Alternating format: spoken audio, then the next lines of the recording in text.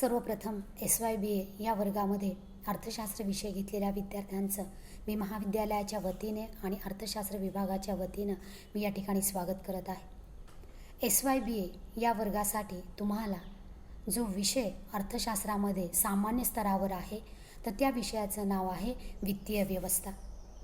सावित्रीबाई फुले पुणे विद्यापीठाने SYBA या वर्गासाठी चा जो काही अभ्यासक्रम तयार केलेला आहे तर त्यामध्ये तुम्हाला माहिती आहे क्रेडिट सिस्टीम या ठिकाणी आहे।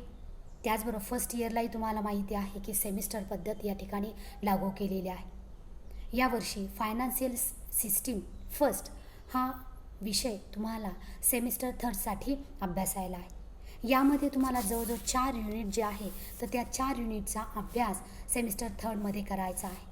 पहिल्या युनिटचं नाव आहे फायनान्शियल सिस्टीम, म्हणजेच यामध्ये भारतीय वित्तीय व्यवस्था हे फर्स्ट युनिटचं नाव या ठिकाणी आहे। या युनिटमध्ये तुम्हाला भारतीय वित्त व्यवस्था म्हणजे काय याचा अर्थ आणि स्वरूप या ठिकाणी पाहायचं आहे।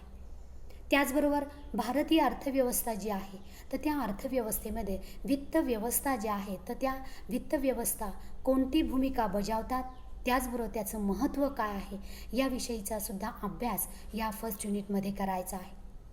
भारतीय वित्त व्यवस्थेची रचना कशी आहे, त्यामध्ये कोणकोणते घटक आहेत, भांडवल बाजार असेल, नाणे बाजार असेल, तर या विविध घटकांचा अभ्यास हा फर्स्ट युनिटमध्ये करायचा आहे।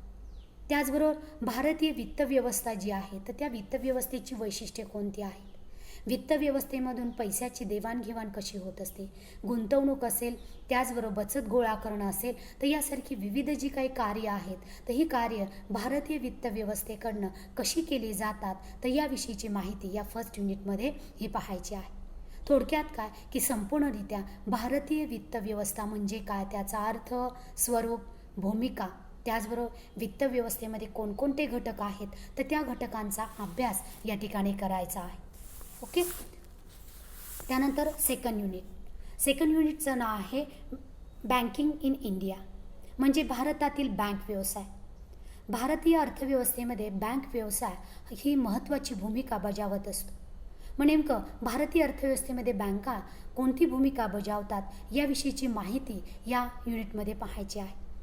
भारतीय अर्थव्यवस्थेमध्ये किंवा तुम्हाला माहिती आहे की बँका ज्या आहेत तर त्या बँकांची वेगवेगळी नावं आहेत, वेगवेगळे प्रकार आहेत, तर त्या बँका ज्या आहेत तर त्या बँका सर्वसाधारणपणे अर्थव्यवस्थेमध्ये कोणती कार्य करत असतात याविषयीची माहिती या युनिटमध्ये पाहायची आहे। यामध्ये व्यापारी बँका म्हणजे काय की ज्या सर्वसाधारणपणे व्यापारी तत्वावर किंवा नफा मिळवण्याच्या उद्देशाने स्थापन झालेल्या असतात अशा बँकांना आपण व्यापारी बँका म्हणतो। भारतीय स्टेट बँक की जी सगळ्यात मोठी आपण स्टेट बँक म्हणत असतो तर ती स्टेट बँक ही कोणकोणत्या प्रकारचे कार्य करते, तिची स्थापना केव्हा झालेली आहे, जसं तुम्हाला माहिती आहे की इम्पिरियल बँकेचं रूपांतर हे स्टेट बँकेमध्ये केलेलं आहे तर याविषयीची माहिती या युनिटमध्ये आपल्याला पाहायची आहे। त्याचबरोबर सार्वजनिक क्षेत्रातील बँका म्हणजे काय, त्या बँका कोणकोणत्या आहेत, त्या कोणकोणत्या प्रकारचे कार्य करतात तर याविषयीची माहिती ही सार्वजनिक क्षेत्रातील बँकां यामध्ये आपल्याला पाहायचं आहे। जसं सरकारच्या मालकीच्या बँका असतात तसंच खाजगी व्यक्तीच्या किंवा संस्थांच्या मालकीच्या सुद्धा बँका असतात। या खाजगी क्षेत्रातील बँका म्हणजे काय, या खाजगी क्षेत्रातील बँका कोणकोणत्या प्रकारची कार्य करतात तर याविषयीची माहिती या युनिटमध्ये पाहायची आहे। त्याचबरोबर जसं आपण पाहतो की आंतरराष्ट्रीय व्यापारामधून एका देशातून दुसऱ्या देशामध्ये वेगवेगळ्या प्रकारच्या वस्तू आणि सेवा या पाठवल्या जात असतात, मग त्यामधून देवाणघेवाण निर्माण होत असते। मग ही देवाणघेवाण करत असताना परकीय चलनामध्ये ही देवाणघेवाण होत असते। मग त्याविषयी कार्य करणाऱ्या विदेशी बँका किंवा परकीय बँका स्थापन झालेल्या असतात। या बँकांकडनं कोणकोणत्या प्रकारचे कार्य केले जातात, ह्या बँका कशासाठी स्थापन झालेल्या असतात याविषयीची माहिती ही सेकंड युनिटमध्ये आपल्याला पाहायची आहे। त्याचबरोबर आपण म्हणतो की भारतीय अर्थव्यवस्थेचा कणा हा शेती आहे।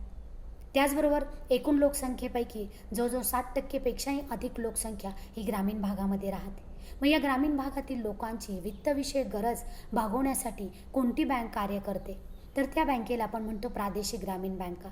या प्रादेशिक ग्रामीण बँका ग्रामीण भागाचा विकास करण्यासाठी या बँका स्थापन झालेल्या असतात। मग या बँका म्हणजे काय, या बँकांकडनं ग्रामीण भागाच्या विकासासाठी कोणकोणती कार्य केली जातात याविषयीची माहिती सेकंड युनिटमध्ये आपल्याला पाहायची आहे। त्याचबरोबर भारतामध्ये तुम्हाला माहिती आहे 1904मध्ये सर्वसाधारणपणे सहकार कायदा अस्तित्वात आला. या सहकार कायद्यानुसार सहकारी बँका ज्या काही आहेत तर या सहकारी बँका स्थापन करण्यात आलेल्या आहेत. ह्या ज्या काही बँका आहेत तर ह्या बँका म्हणजे काय, या बँकांकडनं कोणकोणत्या प्रकारची कार्य केली जातात तर याविषयीची माहिती सेकंड युनिटमध्ये ही आपल्याला पाहायची आहे. त्यानंतर थर्ड युनिट, या थर्ड युनिटचं नाव आहे फायनान्शियल मार्केट इन इंडिया, म्हणजे भारतातील वित्त बाजार. आता भारतातील वित्त बाजार कसा आहे, या वित्तीय बाजाराची वर्गीकरण कसं केलं जातं, मग यामध्ये नाणे बाजार असेल, भांडवल असेल, बाजार असेल, वित्तीय संस्था असतील तर याचं वर्गीकरण कसं केलं जातं याविषयीची माहिती ही सेकंड युनिटमध्ये आपल्याला पाहायची आहे. त्याचबरोबर मुद्रा बाजार किंवा नाणे बाजार म्हणजे काय, की ज्या बाजारामध्ये अल्पकालीन कर्जाची देवाणघेवाण केली जात असते त्याला नाणे बाजार असं म्हटलं जातं. ह्या नाणे बाजाराची वैशिष्ट्ये काय आहेत, नाणे बाजाराकडनं कोणकोणत्या प्रकारची कार्य केली जात असतात, त्याची कोणकोणती साधनं आहेत याविषयीची माहिती थर्ड युनिटमध्ये आपल्याला पाहायची आहे. त्याचबरोबर भांडवल बाजार.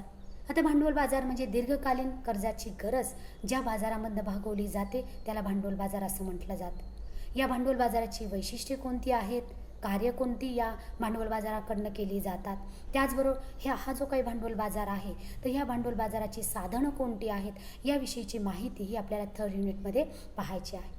त्यानंतर विदेशी विनिमय मार्केट जे आहे तर ते मार्केट म्हणजे काय, त्याचबरोबर त्याची भूमिका आणि महत्त्व जे आहे तर ते महत्त्व आपल्याला थर्ड युनिटमध्ये पाहायचं आहे. म्हणजे फायनान्शियल मार्केट इन इंडिया, यालाच भारतातील वित्तीय बाजार असं म्हटलं जातं. याविषयीची संपूर्ण माहिती या युनिटमध्ये ही पाहायची आहे. फोर्थ युनिट जे आहे तर त्याचं नाव आहे की सर्वसाधारणपणे इम्पॉर्टन्स फायनान्शियल इन्स्टिट्यूशन, म्हणजे महत्त्वाच्या ज्या काही वित्तीय संस्था आहेत तर त्या वित्तीय संस्था कोणत्या आहेत, त्याचा अर्थ काय आहे याविषयीची माहिती ही फोर्थ युनिटमध्ये आपल्याला पाहायची आहे. त्याचबरोबर वित्तीय संस्था ज्या काही आहेत तर त्या वित्तीय संस्था कोणकोणत्या प्रकारची कार्य करतात याविषयीची माहिती या ठिकाणी पाहायची आहे. भारतीय बाजारामध्ये सगळ्यात महत्त्वाचं तुम्हाला माहिती आहे रोखे बाजार.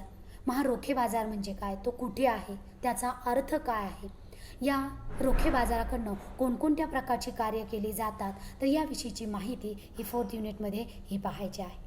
त्याचबरोबर वित्तीय मध्यस्थ संस्था ज्या काही आहेत की त्या वित्तीय मध्यस्थ संस्था अर्थव्यवस्थेमध्ये वित्तपुरवठा करण्यासाठी कार्य करत असतात, त्यांचा अर्थ आणि वैशिष्ट्ये हे पाहायचे आहे. त्याचबरोबर भारतातील वित्तीय संस्था या आर्थिक विकासामध्ये महत्त्वाची भूमिका बजावत असतात. मग या कोणत्या वित्तीय संस्था आहेत की ज्या वित्तीय संस्थांद्वारे भारताचा आर्थिक विकास किंवा भारताचा आर्थिक विकास हा मोठ्या प्रमाणात होत असतो. यामध्ये युनिट ट्रस्ट ऑफ इंडिया असेल, त्याचबरोबर आयुर्विमा असेल, GIC असेल, तर ह्या वेगवेगळ्या ज्या काही वित्तीय मध्यस्थ संस्था आहेत तर त्यांचा अर्थ त्या कोणकोणत्या प्रकारचं कार्य करत असतात आणि त्यांची अर्थव्यवस्थेमधली जी काही भूमिका आहे तर ती भूमिका या ठिकाणी आपल्याला पाहायची आहे.